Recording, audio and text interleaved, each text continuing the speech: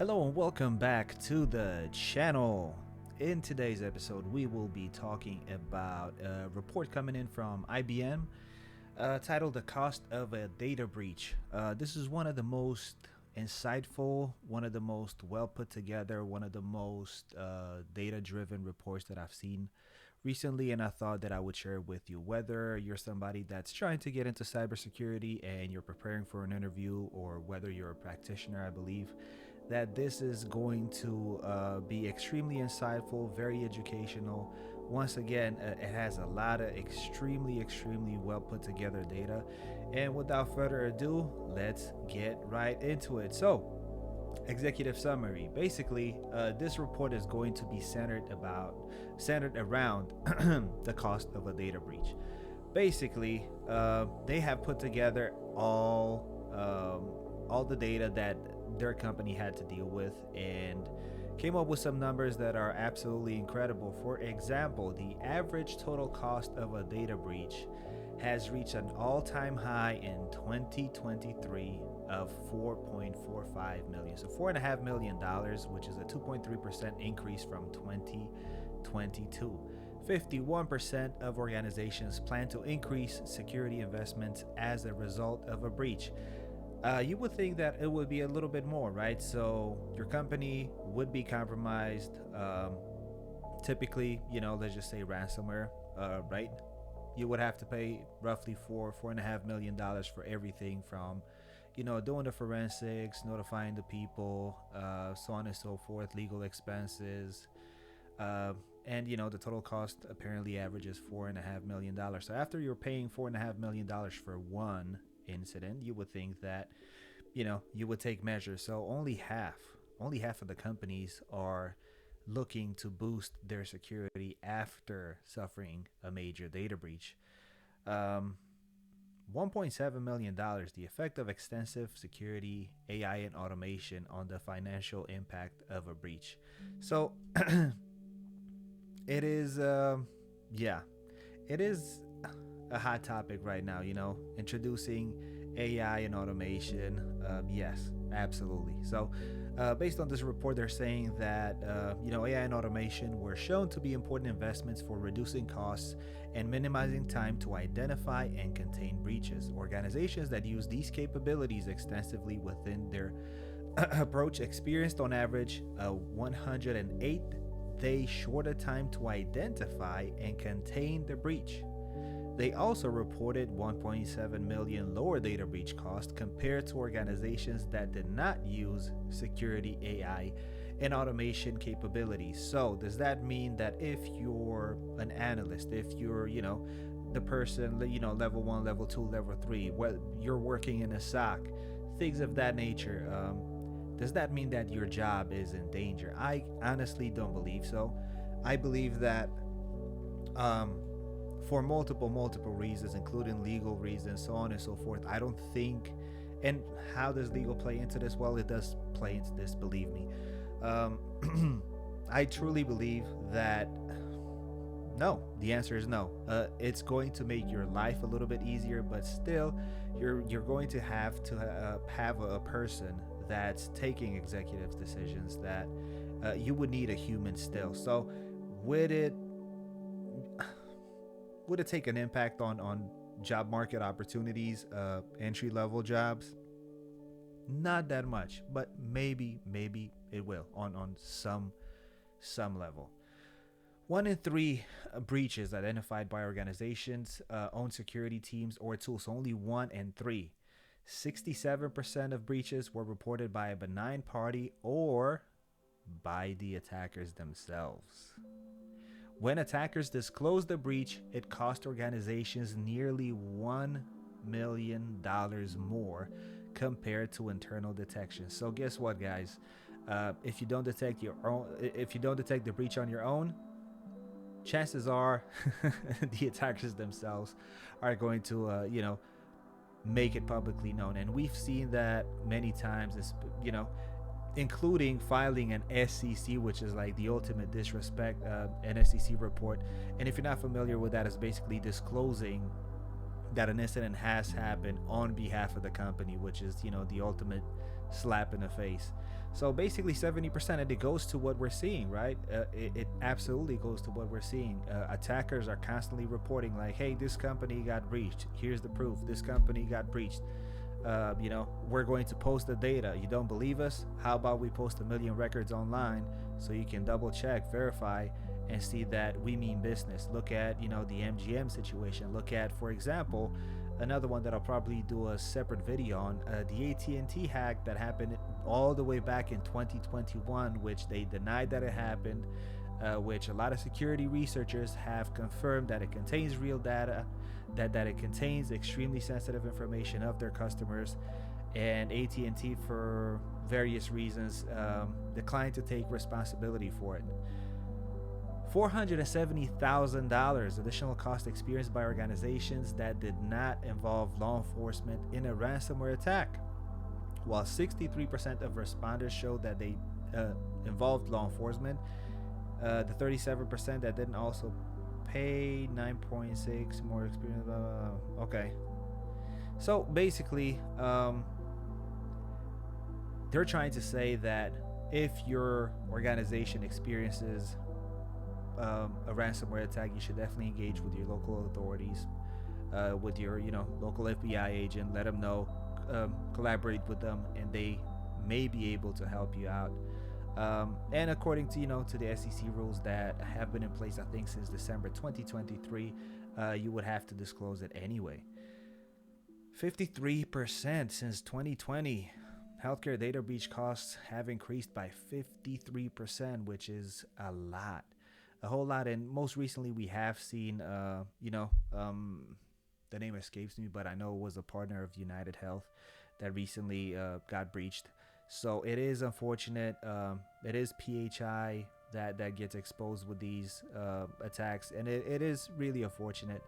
A lot of these people are already suffering. A lot of these people are going through a lot of issues, and the last thing that they need is for their basically the entire medical history, including social security numbers, to be leaked online, and then to have like a fraud or something like that happen to them that would damage their credit score even further, on top of everything else that's going on with them health wise. It really is unfortunate.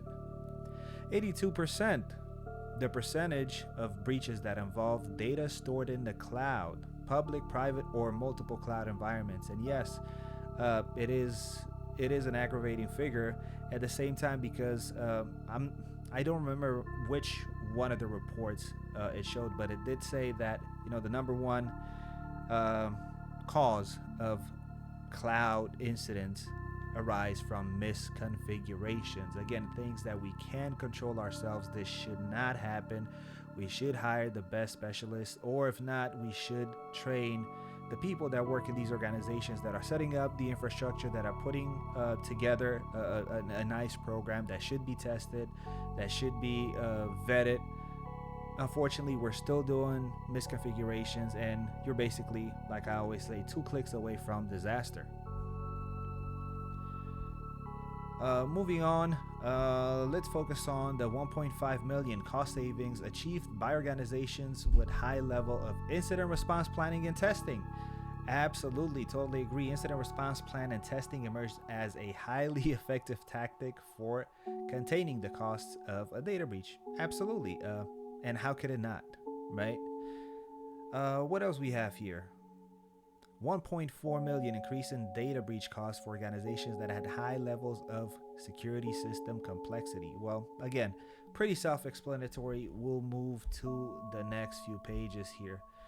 Global highlights, 4.45. This is the figure that was shown I believe, in page 1. This was data used from 553 breaches in 16 countries, and taking into account hundreds of cost factors. And there are 78 pages. I'll try to be as quick as possible, I promise.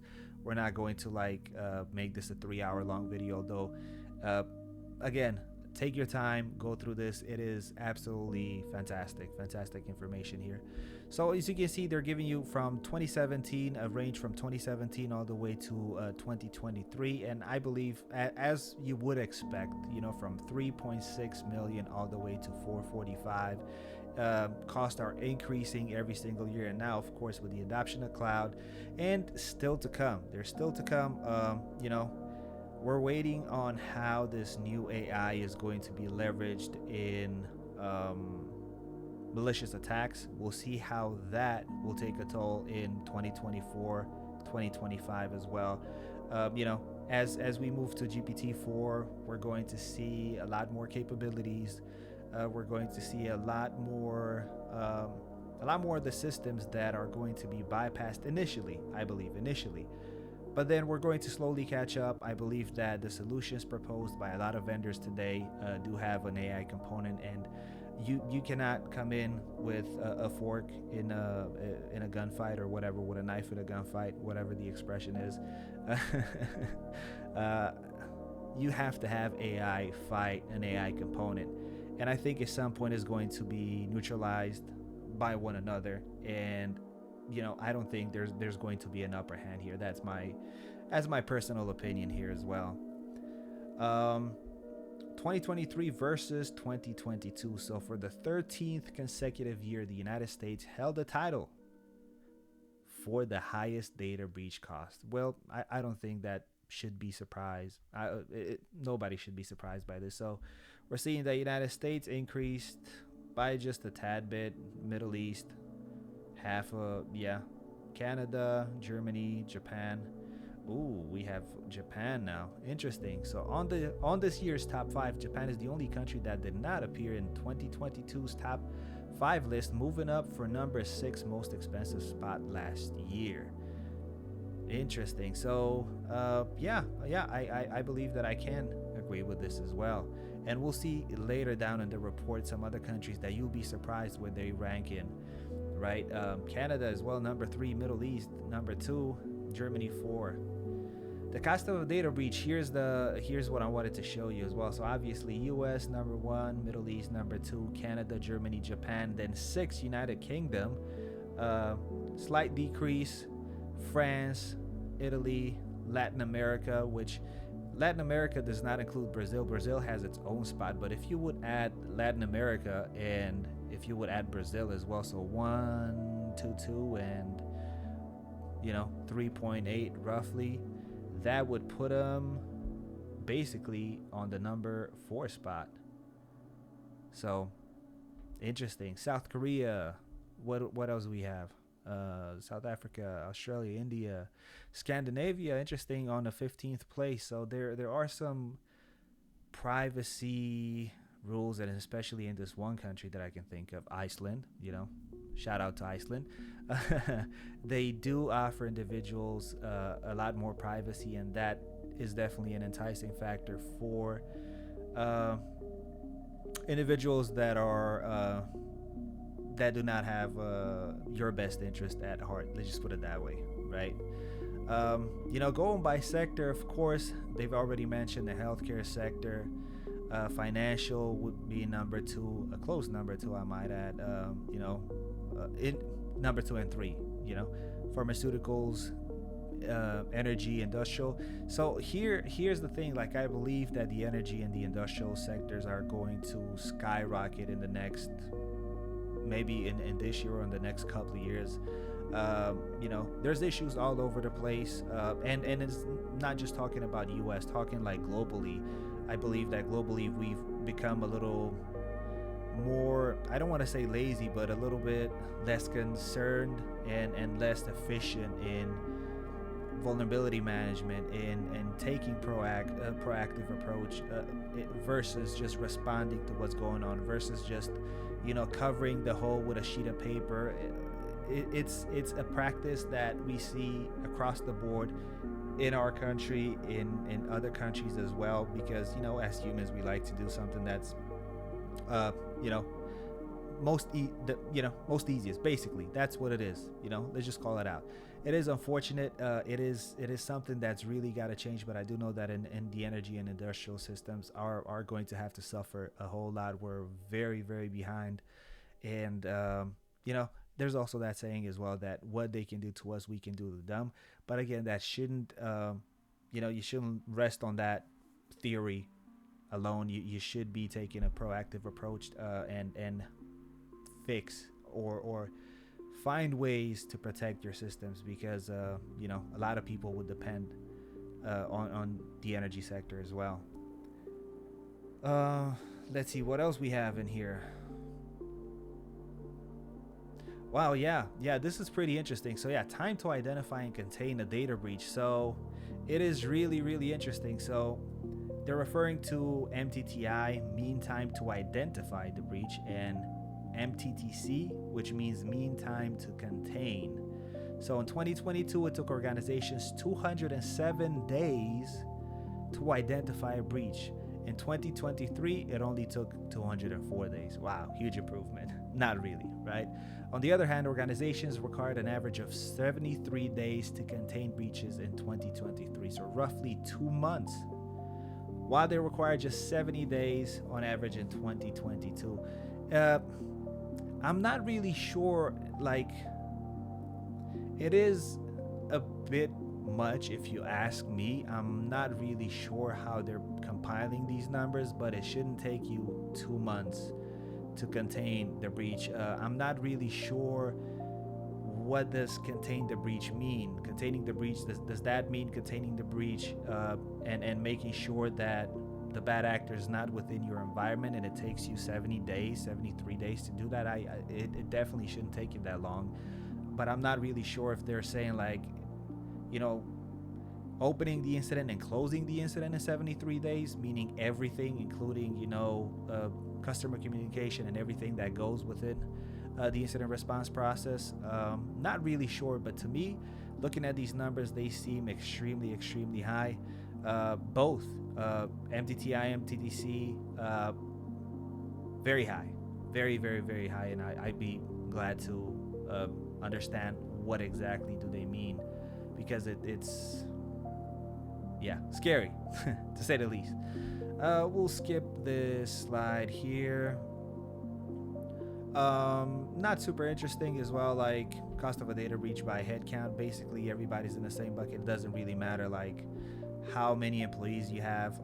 You're still going to pay a lot of money, so you're still going to be in a hot seat regardless. Did the data breach result in your organization increasing the cost of services and products? Yes, 57%. So basically, if whatever company that recently got ransomware, recently had a huge data breach, do they eventually end up in increasing their prices? And it looks like 57% of the time is yes. So you as a consumer, you are affected by these breaches. So not only that your information is exposed, but also the company that you're doing business with, they're increasing their pricing. Types of data compromise. Well, of course, customer PII, employee PII, intellectual property, anonymized customer data, or non-PII, and other corporate data. That is very, very interesting. So let's just see how does that compare to 2022. So we're seeing an increase in customer PII. We're seeing an increase on employee, basically on everything, looks like. And per record cost of a data breach by type of record compromised looks like it's going to be around $183 per person. So imagine multiplying $183 by, let's say you have 1 million records exposed. That, my friend, is a whole lot of money. Whole lot of money. Ooh, initial attack vectors. 16% of breaches in which phishing was the initial attack vector. So yeah, this is going to be an interesting chart here as well. So phishing and stolen or compromised credentials were two of the most common initial attack vectors. Totally agree with this. Phishing is still a huge issue. That's why you need to train your users. You need to educate your users very frequently by conducting various phishing simulations within your organization, so they're able to accurately identify when something does not seem legit. Let's just put it that way. Very, very interesting, and they're ranking this on cost and frequency. So Malicious Insider, of course, again, that's another thing that's on the rise, and we've seen a lot of whistleblowers and things of that nature. That is not necessarily a malicious insider from that perspective, but there can be a malicious insider that, for example, just plugs in a USB stick and deploys ransomware on your systems, or they would sell their credentials, as it happened, I believe, with Okta, if I'm not mistaken. And other companies as well. That you would have an employee that has pretty, some really good access. Let's just put it that way, right? And then they would sell their credentials on the dark web, and then long and behold, a lot of money is being lost, and the company is going to be heavily affected. Time to identify and contain a data breach by initial attack vector. So stolen or compromised credentials, or sold credentials, I might add. 240 days. 240 days to identify and contain. Wow. So it's 88 days to contain, 240. Wow. Malicious insider, 228 days. Social engineering, 218 days. Phishing, 217 days. There's no reason. Again, I'm not really sure why it takes that long, because you should, you know, you should receive the alerts. You should be dealing with these alerts. There's no way that phishing should take 217 days to figure out. There's so many controls in place, guys. You can't put in conditional access. So many things that you can configure for a single user to make sure that you either get alerted, and also additionally that it shouldn't be that easy, and there shouldn't be 270 days going by without you knowing that somebody got phished within your organizations and not raising any flags. So again, not really sure, and I don't see anything here that says how exactly are they calculating this, but it's it is really concerning, really concerning. 33% of breaches were identified by organizations' internal security teams and tools. Once again, only a third of the attacks. 60% of the time, like we've seen before, the attacker is going to let you know that you have been compromised. Interesting. So yeah, basically this is reiterating what we've just talked about as well. Yeah, again, they keep mentioning these high numbers, like 277 days. The time to identify and contain a data breach is it's a lot.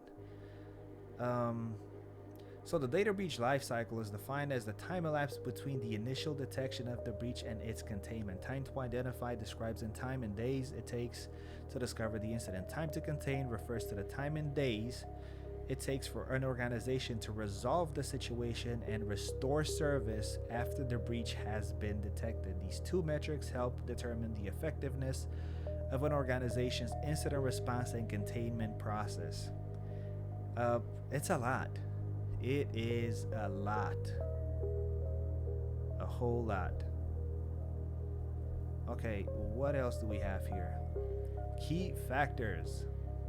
So this year, the cost of a data breach report contains new several factors, including supply chain breaches, ASM tools, data security and protection software, EDR tools, threat intel, proactive threat hunting, incident response team, and SOAR tools. 5.36 million average cost of a breach in organizations with high level of security skills shortage. So it's even more, right? And it should be more, right? Self-explanatory. If you don't have, the correct tools, if you don't have,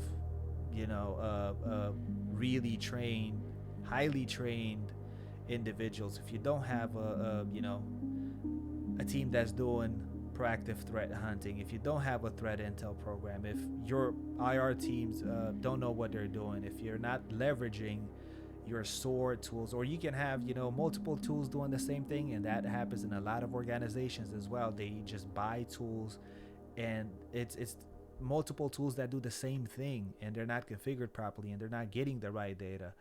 And yeah, it is a problem. It is a whole nother level. Like, it's a huge problem when you don't have the money to purchase the tools, And it's a problem when you do have the money, but you don't know how to implement and monitor the tools that you just purchased, basically. And we can see here, yeah, basically what we just talked about, and how these key factors would play into the cost of a data breach. Let's keep it moving. What else do we have here? High level versus low level, three cost mitigating factors. Yeah, obviously self-explanatory. Ransomware and destructive attacks. Okay, 25% share of malicious attacks that rendered systems inoperable. So chances are that 1 in 4 ransomware attacks will render systems completely inoperable. So in 2023, ransomware and destructive attacks accounted for 24-25% of malicious attacks. Very interesting. So let's see if they have any data. And of course they do. So destructive attack 25%, ransomware 24%, attack on the business partner supply chain 15%, attack on a software supply chain 12%. And this is something that you can't really, there's very few things that you can do when your supply chain gets breached. It's sometimes you just gotta be on the sidelines and try to do your best to mitigate, because it's a very very very different situation versus your own systems being attacked. It's very very interesting data here. Let's see. They're trying to say here that 63% share of ransomware attacks with law enforcement involved.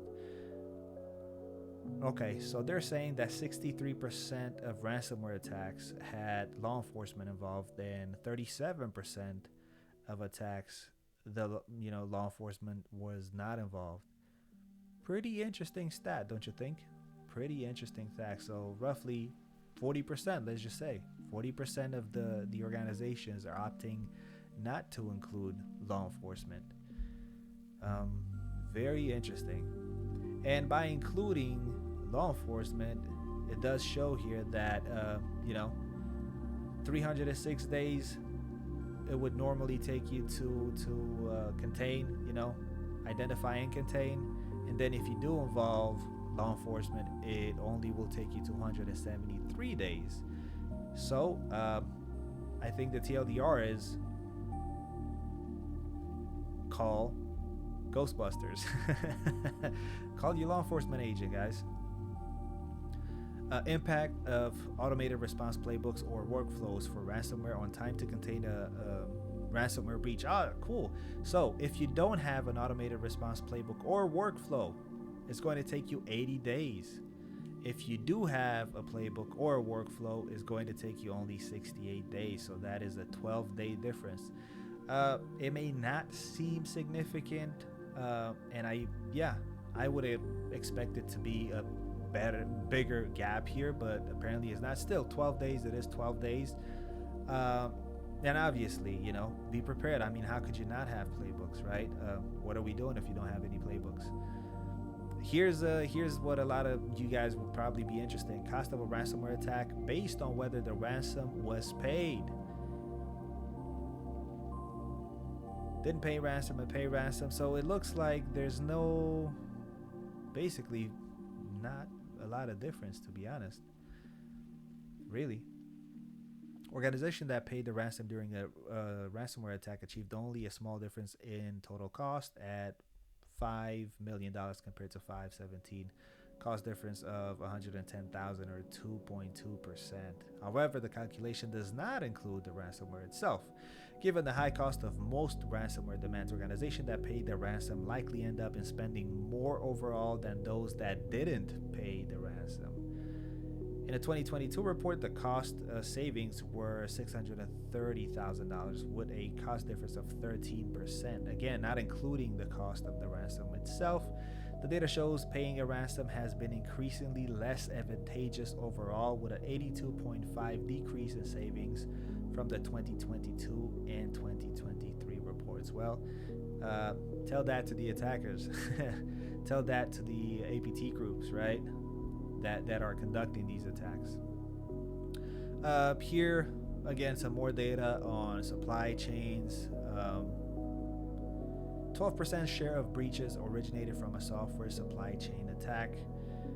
For the first time this year, the study also examined attacks that originated from a software supply chain attack in which an attacker infiltrates a software vendor's network and deploys malicious code to compromise the software before the vendor sends it to its customers.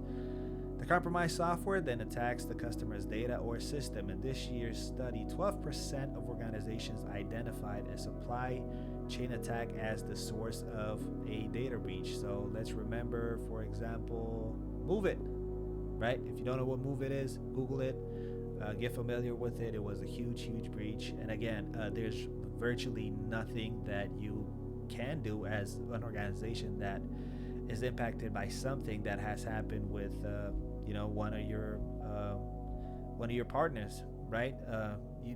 The way that this works, you will probably get an email or a phone call, whatever your relationship is, and they will tell you like, hey guys, we just wanted to let you know, give you the good news, that we did identify him. The bad news is that your company has been involved and you have X amount of records that were exposed.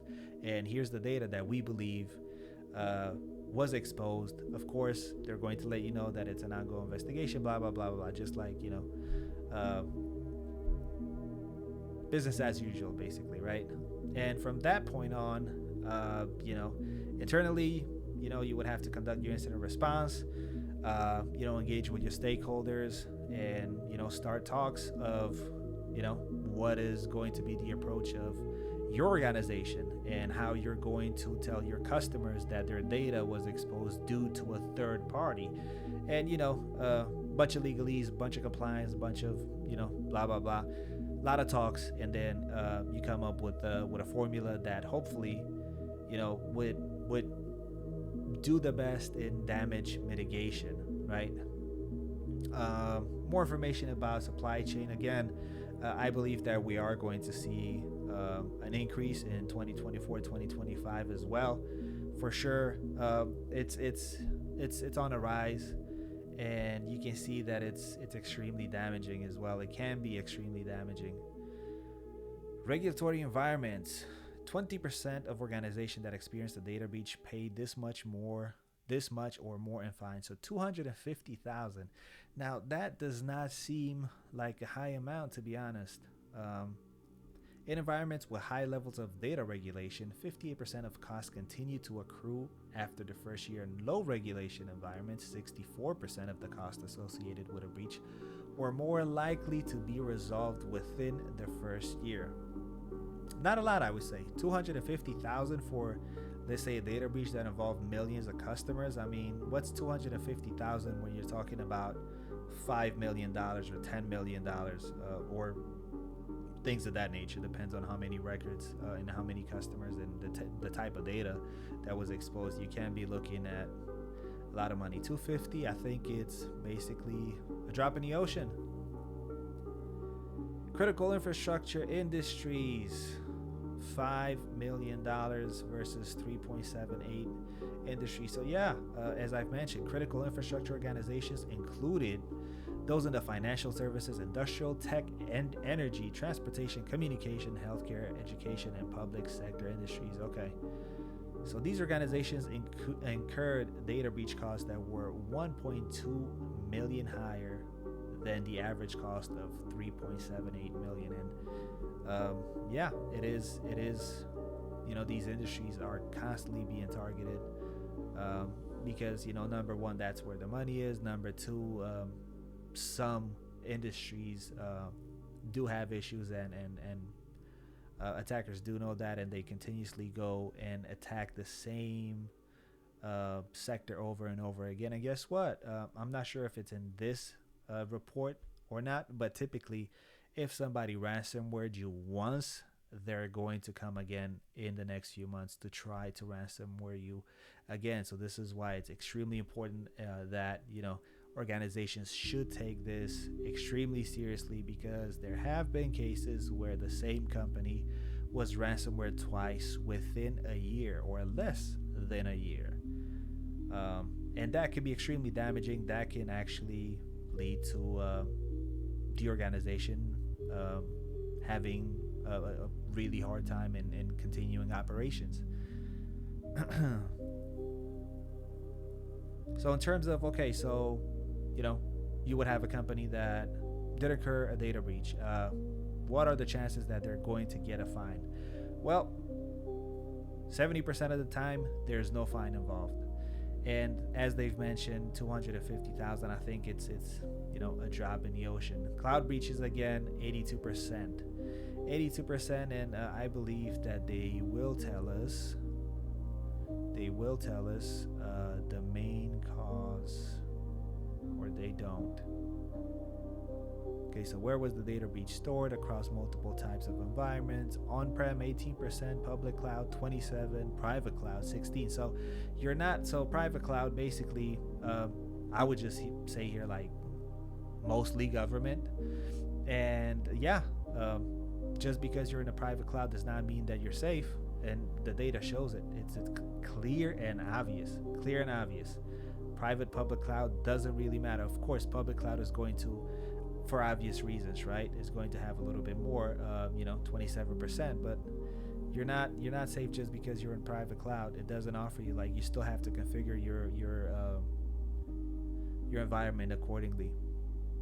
Time to identify and contain the data breach by storage location of the breach data. So again, we're looking in the 200s, high 200s, 291 for multiple environments. It will make sense because you do have multiple environments. It's going to take you a little bit more time to go in and fix everything and make sure that your environment is clean. On-prem 232, which actually, kind of makes you think, like, should we go back to on-prem? Just putting it out there, right? And then public cloud and private cloud. Private cloud actually super close to the on-prem, 235 days. Public cloud 276 days. So yeah, interesting. Basically, the cloud, it is the cloud. It's somebody else's computer. You have your data on somebody else's computer. But you still, going back to first rule of cloud, there's, roles and responsibilities that you have and roles and responsibilities that they have. And if you're not aware that you do have your responsibility in making sure that your environment is secure, that and you think that, for example, AWS, Azure, Google Cloud is going to do that for you, well, you are heavily mistaken, and this is why we're seeing the breaches that we're seeing. Mega breaches, $332 million. Wow. Average total cost of breaches of 50 million to 60 million records. That is a huge number. Huge number. Cost of a mega breach by numbers of records lost. So, okay, interesting. Okay, let's see. So 1 to 10 million customers, we're looking at $36 per record. And then, of course, you're going to see, from 20 to 30 million, you can see a pretty hefty increase. So 10 to 20 million is 166, 20 to 30 million is 225 per record, then 30 to 40, 304, 40 to 50, 328, and 50 to 60, $332 per record. It is a lot. It is a whole lot. Going back to what we initially said in the summary, 51% of the organizations, only 51%, will increase security investments. And again, I think this number should be higher. I think that there should be general awareness, and going back to what I said before, the same attackers are going to come back because you've already proven yourself to be a weak target, a target that was compromised, and they're going to test you in the future over and over and over again. And they're going to test you against the method that they used last, and then they'll evolve slowly by, trying, different avenues. Following the data breach, your organization increases its security investment. So yeah, same thing over there. Most common investments. Okay, so out of the 51% of the companies that do decide to invest, so what would you think without even looking at this chart, right? What would you think? they would invest in, right? So apparently half incident response plan, you know, and testing, employee training. So this goes back to phishing, right? Training them for phishing, training them to be really good at what they do, offering, I don't know, some type of platform where you can actually have them accountable for taking training, paying for various courses, things of that nature, right? Number three, threat detection and response technologies, offensive security testing, managed security systems, data security or protection tools, and insurance, 18%. Well, after you go through a huge incident like a ransomware or something that has cost you a pretty penny, is going to be extremely difficult for you to get insurance, or if you're going to get insurance again, is going to be at a high cost. And insurance in cyber basically works like any type of insurance. As soon as you make a claim and the insurance has to pay a lot of money out of their own pockets, that's never a good thing, right? 108 days, organizations with extensive use of AI and automation identified and contained the data breach 108 days faster than organizations with no use. So again, going back to what I said initially, AI has to fight AI. We're going to have to leverage AI to fight, tools, code, things like that are created with, the help of AI. And yeah, I do believe it's going to at some point to level out. Moving forward, they're talking about a time to identify and contain a data breach in terms of AI. Incident response, 54 days. Organizations with both an incident response team and incident response plan testing identified breaches 54 days faster than teams with neither. So, I mean, you should have a response team, an incident response team. I'm not really sure how it would be possible for you not to have an incident response team. Under what frameworks, under what regulations, energy, financial, healthcare, like they all have incident response teams. So I'm not really sure, like, why would you not have?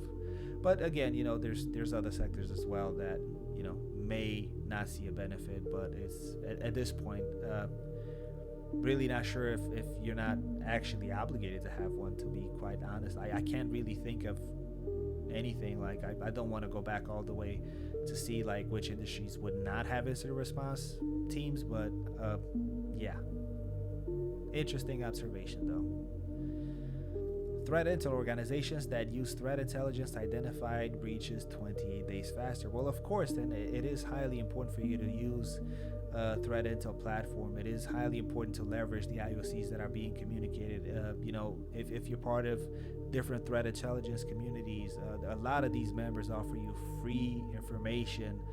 There's a lot of security practitioners as well that are willing to share, and it's wonderful to see when people come together and share information, highly valuable information that you can take and implement IOCs within your environment to make sure that you don't fall as a victim of the same attack that they've experienced. So absolutely, threat intel is huge, and it does help you a lot, and being proactive as well through many different ways. That it's a huge component. It's a huge component, and it should be treated accordingly. So 216 days it took for companies to identify a data breach that did not use threat intel, and 188 when they would use threat intel. So it is a pretty hefty difference. And this is the average, but I think the gap technically should be even bigger because it's huge. It is absolutely massive. Vulnerability and risk management. Let's see what we have to say about that. Roughly $4 million cost of a data breach for organizations that deployed a robust risk-based analysis. Well, going back to, I know this is a hot topic, right? And it's always going to be a hot topic, and it shouldn't be, because technically, yes, you should look at the CVE scores, but you should have a risk-based analysis as their, kind of underlining here, how does your organization manage vulnerability prioritization? Other risk-based analysis and a CVE score only. So there are 36% of the organizations that still look at the CVE score only, and they do not do any other risk-based analysis, which is kind of ridiculous if you ask me. If you're just looking at the CVE score and you don't extrapolate that into, does this affect us? Do we have this? What would happen if this would be uh, um, exploited, right? You have to do a risk-based analysis based on your environment, based on, what do we consider the crown jewels? How can this affect this? Where would this attack go? You should be doing that all the time. And it's really good stats, 64% that they do have other risk-based analysis. That is highly encouraging. Absolutely. So something that we can definitely improve on, but most definitely have to take it into consideration. Okay, well, attack surface management, of course. If you cannot identify your assets, if you don't know what your assets are, well, friends, then what are we doing? Cyber 101. If you don't if you don't officially track your assets, you monitor your assets, then obviously you're destined to have a lot of data breaches. You're basically contributing to failure, not to success, but to failure.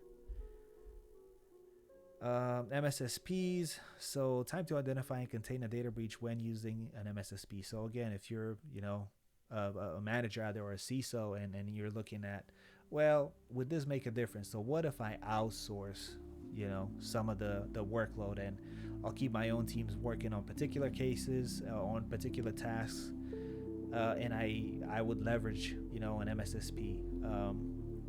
Well, it does make a difference. So no MSSP 310 days, using an MSSP 251 days. And remember, 30% of these attacks are detected by the organization. So it is a difference, and that's why I'm saying that I don't think SOC is going to disappear. I don't think that these MSSPs are going to disappear overnight, or if you're working at MSSP, I don't think that your position will be in danger. Maybe